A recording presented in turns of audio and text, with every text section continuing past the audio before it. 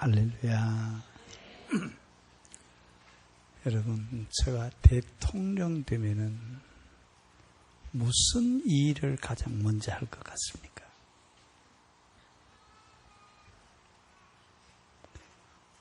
카렌다에 주일날을 제외하고는 빨간 날을 다 없애겠습니다.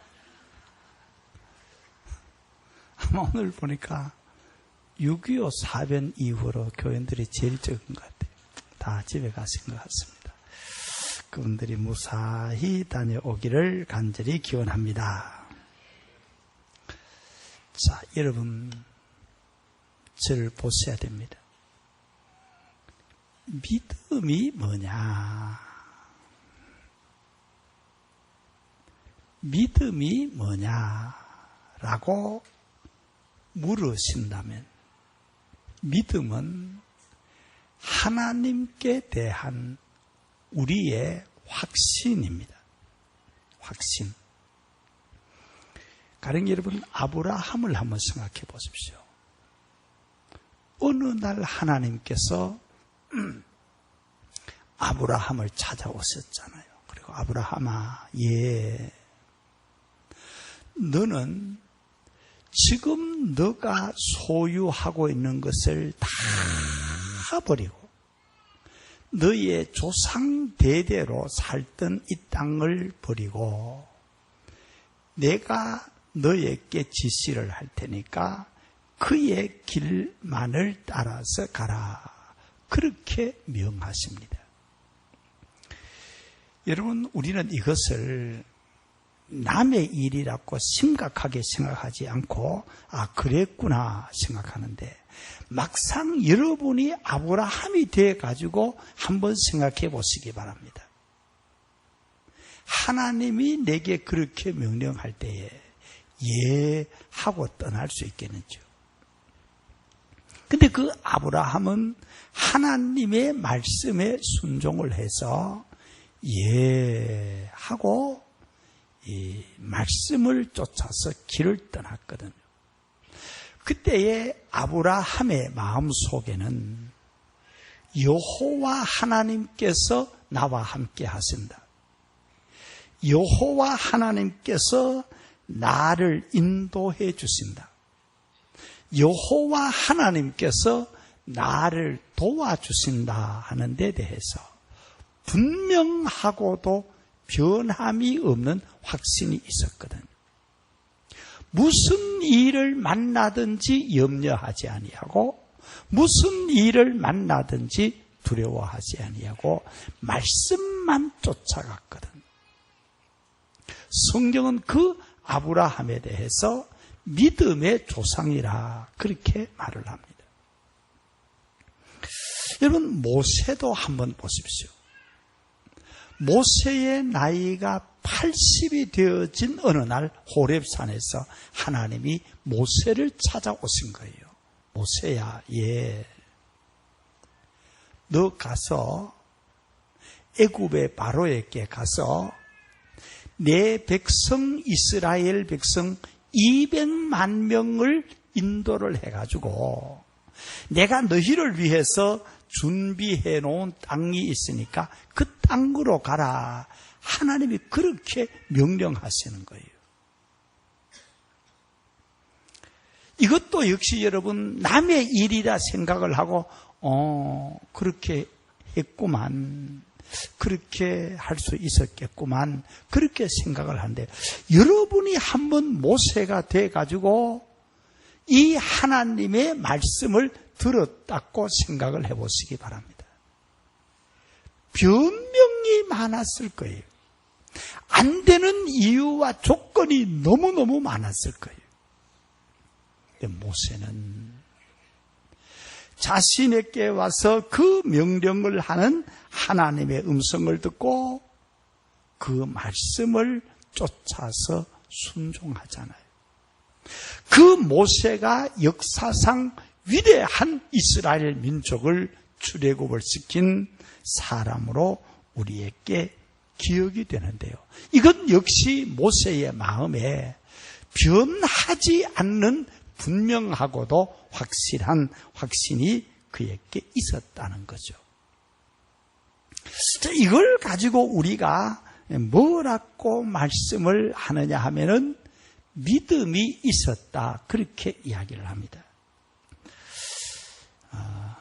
자, 오늘 우리가 다 믿음의 길을 가는 사람들이잖아요. 나도 믿음의 길을 가고 여러분들도 믿음의 길을 가시는데요.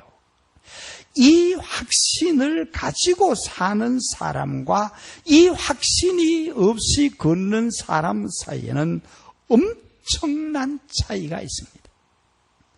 꼭 여러분, 하나님을 사랑하고 하나님을 신뢰하고 하나님을 의지하고 살아가야 될 줄로 믿습니다. 그 확신과 그 믿음이 여러분으로 하여금 승리하도록 인도하여 주시리라 그렇게 믿습니다. 그리고 신앙에는 5가지의 분명한 확신이 있어야 돼요. 첫째는 나를 구원하실 하나님께 대한 확신이 있어야 되고요. 또 나와 함께 하신다고 하는 섭리와 임재의 확신이 있어야 되고요. 나를 용서하신다는 데 대한 용서의 확신이 있어야 되고요.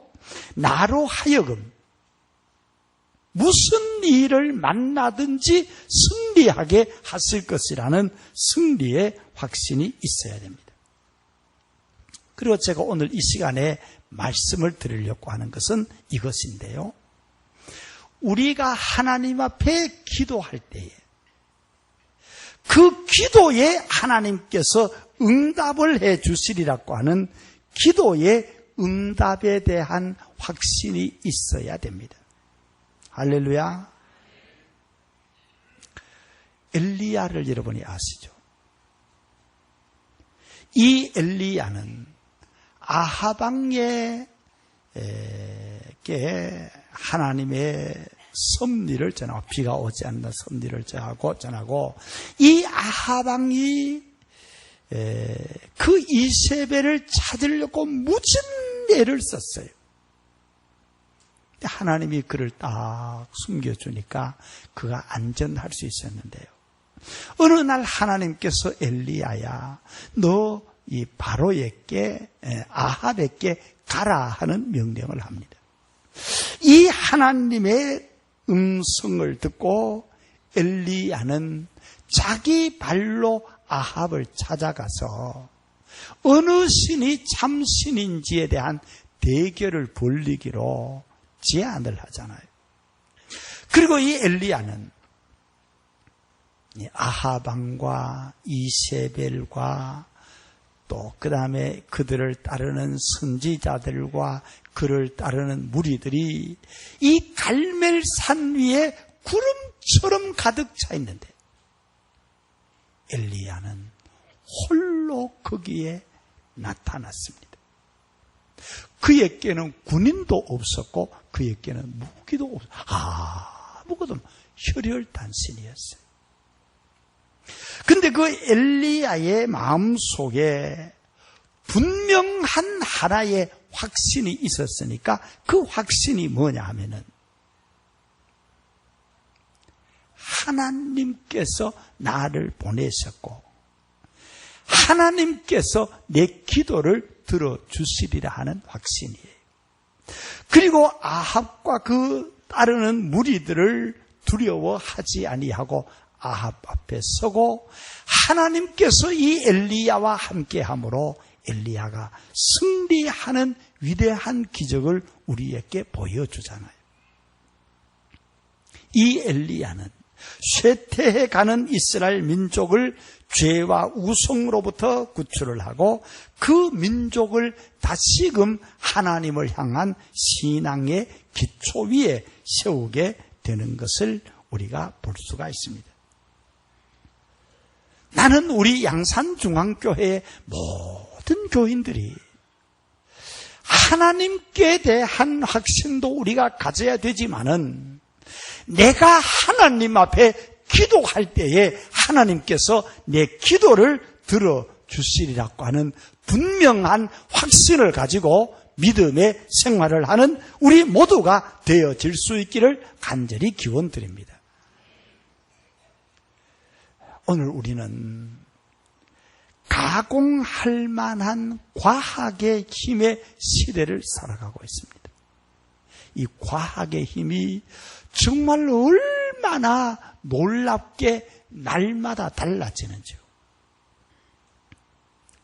제가 예천 용궁교회 일본 들어가기 전에 있을 때가 1980년대입니다. 1년인가 2년인가 그쯤 됐는데 그때는 이 청색 전하, 백색 전하 이래가지고 이 한 가지는 번호가 변함없이 4478이 우리 번호면은 서울 가도 그게 우리 번호가 되고 뭐 이런 이제 그런 번호가 있었어요. 백색인가 그런데 그 전화가 있으면 굉장했어요.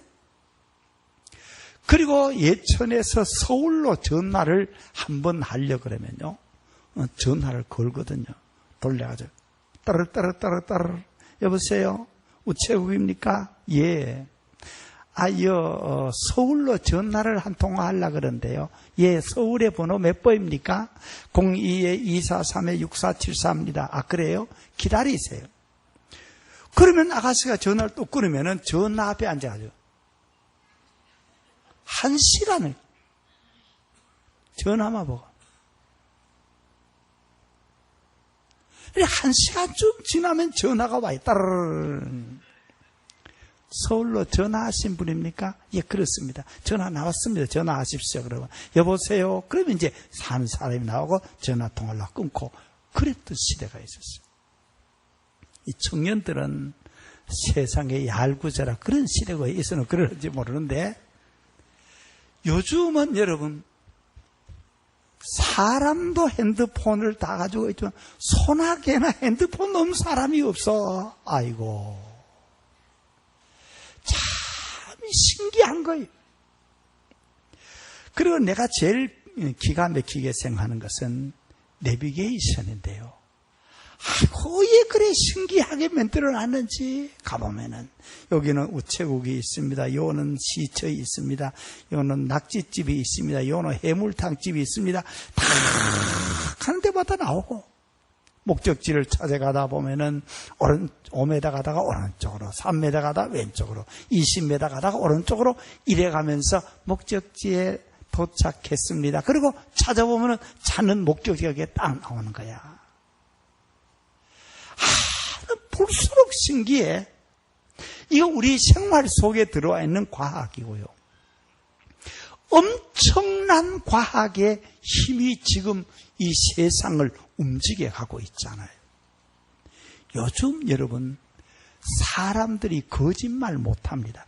카메라가 다 나도 모르는 사이에 다 찍어요. 들어간 게 보이고 나오는데 24시간 다 찍히니까 착착 보면 6월 27일 날 12시 35분에 네가 이 아파트 들어갔구만. 보여줄까? 딱 보여주면 내가 들어가는 게 딱 티 나오는 거야. 안 보는 줄 알았는데 보고 있고요. 핸드폰을 가지고 있으면은 그걸 추적을 해가지고 여보세요 어디입니까? 부산입니다. 그 추적해보면 네 지금 부산 나 있고 서울 있구만. 이게 다 티 나오는 세상이야. 저는 옛날에 농사 질 때 여러분 참 농사의 물은 절대로 시장 가서 깎지 마시기 바랍니다. 쌀 한 포대에 2만 원입니다. 아예 드리죠. 그리고 사시되 1,950원, 19,500원 드릴게 그 깎지 마시기 바랍니다. 그 농사 질 때 얼마나 어려운지 그런 생각을 했어요. 이 공기 중에 쌀의 요소가 있을 것 아닙니까? 그래서 이렇게 이제 파이프를 대놓고 기계를 작동을 시키면은 부대에 막 그냥 쌀이 샬샬샬 흘러지는 비료가 그래 나오잖아요. 그런 세상이 왔으면 좋겠다. 내가 그런 생각을 다 했어요. 근데 여러분, 그렇게 되어진다고 해서 우리의 문제가 다 해결되어지느냐? 그것은 아니에요. 불신과 미움과 증오와 불만이 있다라고 하면은 결코 이 세상은 우리가 원하는 세상이 될 수가 없어요. 그래서 사회학자인 오슬로가 이런 말을 했어요. 불행한 사람을 행복하게 해주고 악인을 선인으로 만들어주고 잔인한 사람을 너그러운 사람으로 변화시키기 위해서는 과학의 힘과는 다른 힘이 필요하다 그랬어요. 과학만 발전하면은 모든 게 다 될 줄 알았는데 과학이 발달해도 그걸로서는 안 된다는 거예요. 과학의 힘과 다른 힘이 무엇입니까? 그것이 바로 예수 그리스도가 우리를 사랑했던 사랑의 힘이고 속죄의 힘이 아니겠습니까? 자신을 십자가의 제물로 내주시고 인류를 구원하신 구원의 힘이 아니겠습니까? 자, 그러면 어떻게 그 힘을 공급받아서 우리가 소유할 수 있느냐 하는 거예요. 그것은 하나님께로부터 능력을 공급을 받으면 가능합니다. 여러분, 라스베가스를 많이 들어보셨잖아요. 도박의 도시. 이 라스베가스는 원래는 사람이 살 수 없는 그런 광야였어요. 농사도 지을 수 없는 그런 땅이었어요. 메마르고 거칠은 황량한 그런 땅이었어요. 근데 지금은 한 50리 밖에서도 이 라스베가스에 있는 쪽을 이렇게 보면은 온 하늘이 그냥 이렇게 달빛이 있는 것처럼 은은한 빛이 돌아갑니다. 아, 저 라스베가스 다 왔구나. 그걸 알 수 있어요. 어떻게 그렇게 되어질 수 있었느냐? 미국에서 거기에다가 후버댐을 만든 거예요. 나도 그 후버댐을 가봤는데 얼마나 깊이 있게 막아놓은 그런 이제 댐인데요. 그 수량이 많기 때문에 그 후버댐에서 나오는 물을 가지고 사람이 마시고 나무도 가꾸고 그 다음에 거기에서 나오는 전기를 가지고 온 라스베가스에다가 마구 공급을 해서 그런 별천지를 만들어 두었다는 거예요. 자, 오늘 우리가 살아가는데 우리의 인생, 우리의 삶이 광야 같을 수가 있어요. 그러나 하나님께로부터 우리가 능력을 공급받고 힘을 공급을 받으면은 우리에게는 부족함이 없고 생명력이 넘쳐나게 될 것입니다. 그 힘이 무슨 힘이냐? 바로 기도의 힘이고 성령의 힘이라는 거예요. 하나님께서 우리로 하여금 하나님이 주시는 능력을 공급받아서 너희가 살아가라는 거예요. 할렐루야.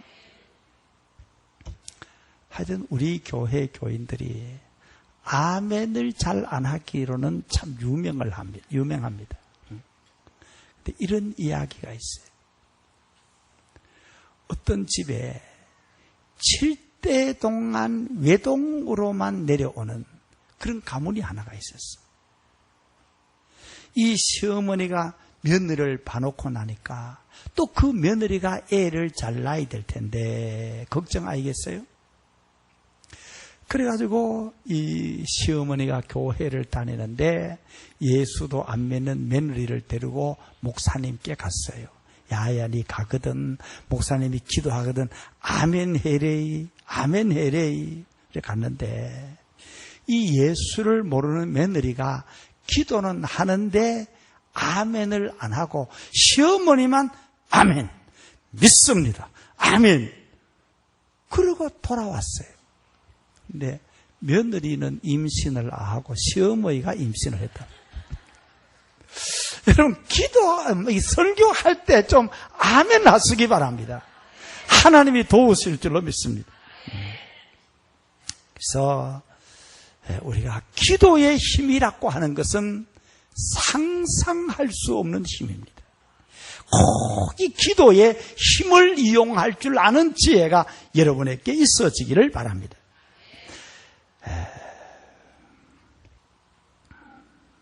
자, 오늘 우리가 믿는다 하면서도 기도에 대한 확신이 없고 영적으로 없기 때문에 영적으로 가난하게 살고 무기력하게 살아가고 있고요. 어떤 사람들은 기도는 하지만은 기도한 것도 믿지 않는 신앙으로 사니까 생명 없는 신앙 생활을 하고 있는 것이죠. 이스라엘 백성들이 이제 애굽을 떠나서 가나안에 가기 위해서 광야로 나왔잖아요. 얼마나 어려운 일이 많았는지 몰라요. 홍해가 그들을 가로막고 먹을 음식도 없고 마실 물도 없고 이 기가 막힌 200만의 사람들이 광야에 있는데 먹을 물이 없고 먹을 양식이 없었으니 얼마나 기가 막혔어요.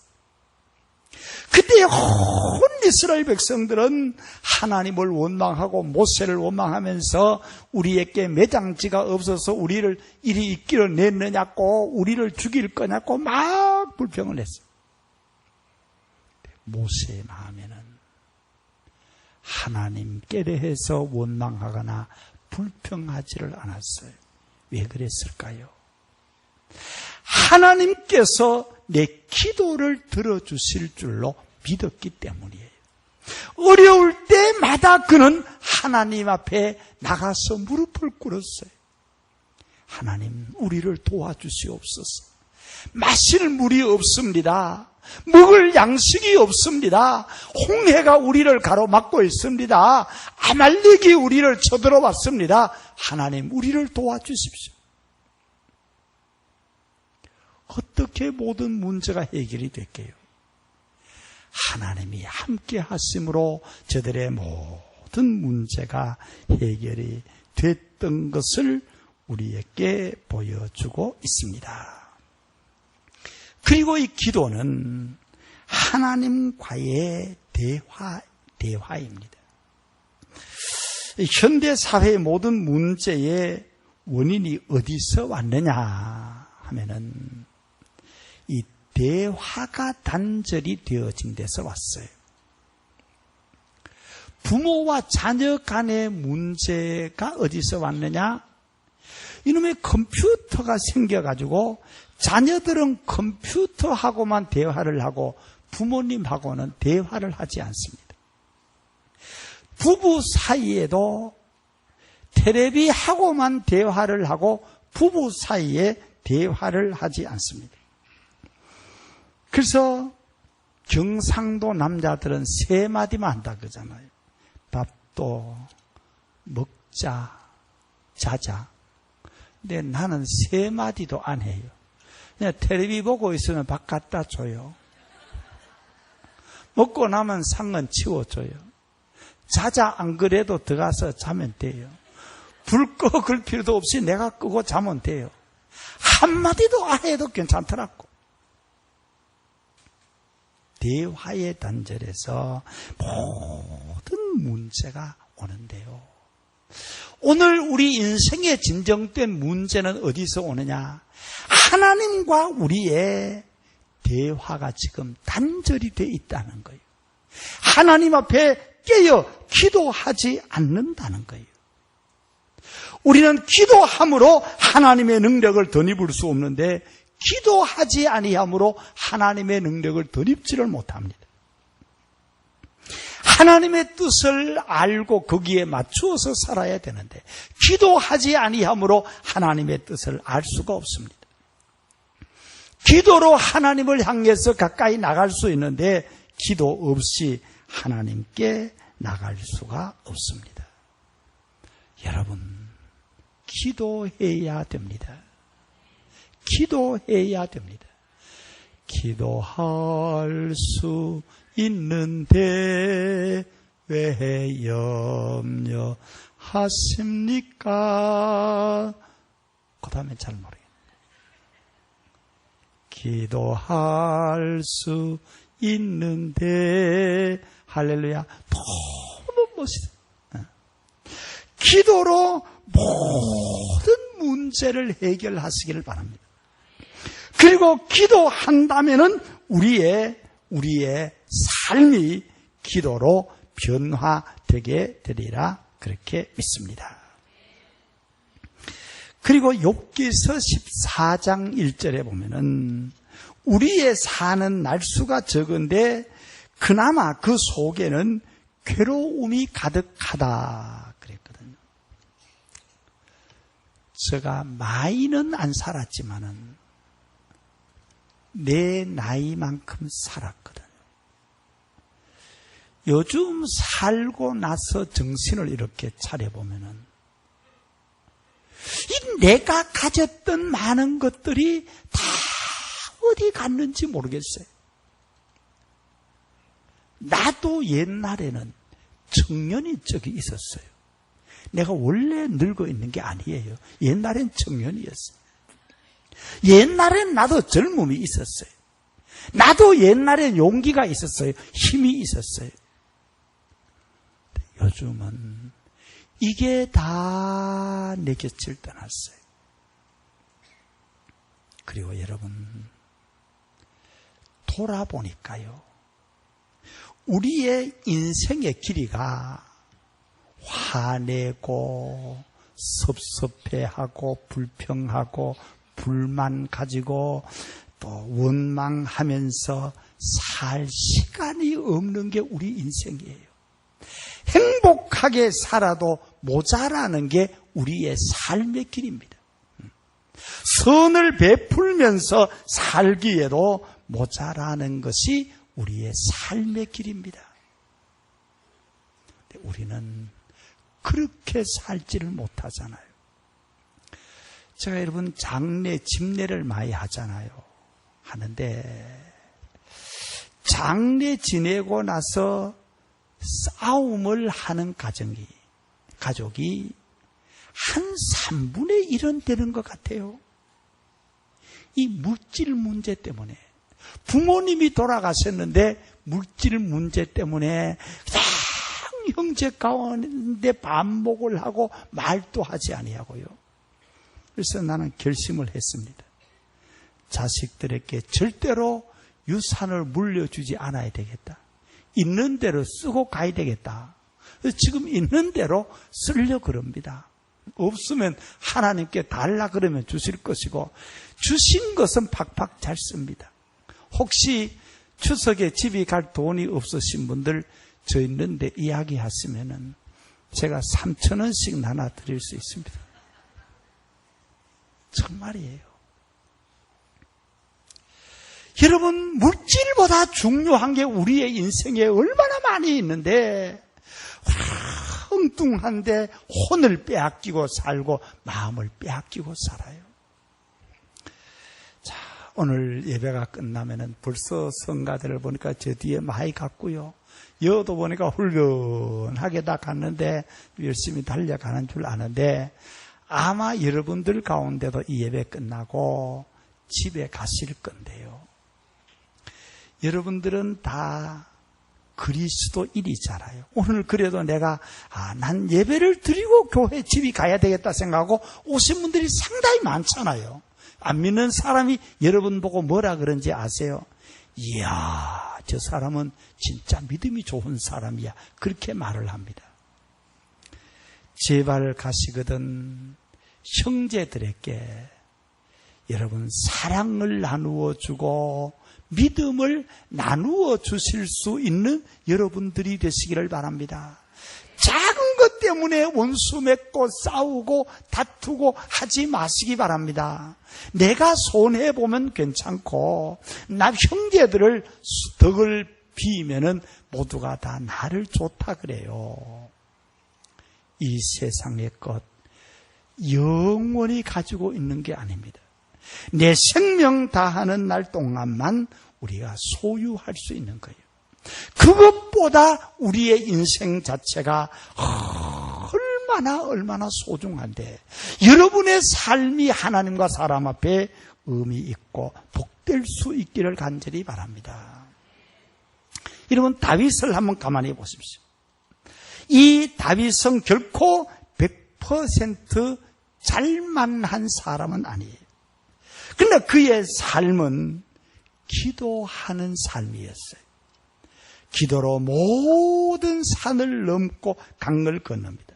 죄의 깊은 수렁에 있을 때에도 하나님을 향한 그의 눈은 언제나 하나님을 바라보고 기도하는 삶을 살았어요. 하나님께서는 그런 그의 기도를 들으셨고 그를 사랑하셨어요. 실패가 없는 사람은 없고 죄에 빠지지 않는 사람은 없고 절망과 좌절이 없는 삶은 없습니다. 그러나 그곳에서 우리는 우리를 구원하고 하나님 앞에 견고히 서게 하는 방법은 하나님 앞에 깨어 기도하는 것입니다. 기도는 우리 믿는 자에게 주신 하나님의 특권입니다. 꼭 이번 추석을 보내면서 다시 한번 기도의 의미를 되새기고 기도하면서 신중하게 명절을 잘 보내고 기쁜 마음으로 다시 돌아올 수 있는 여러분들이 되시기를 간절히 기원하면서 이 말씀을 드립니다. 하나님, 명절을 앞두고 저희들이 주에 전해왔습니다.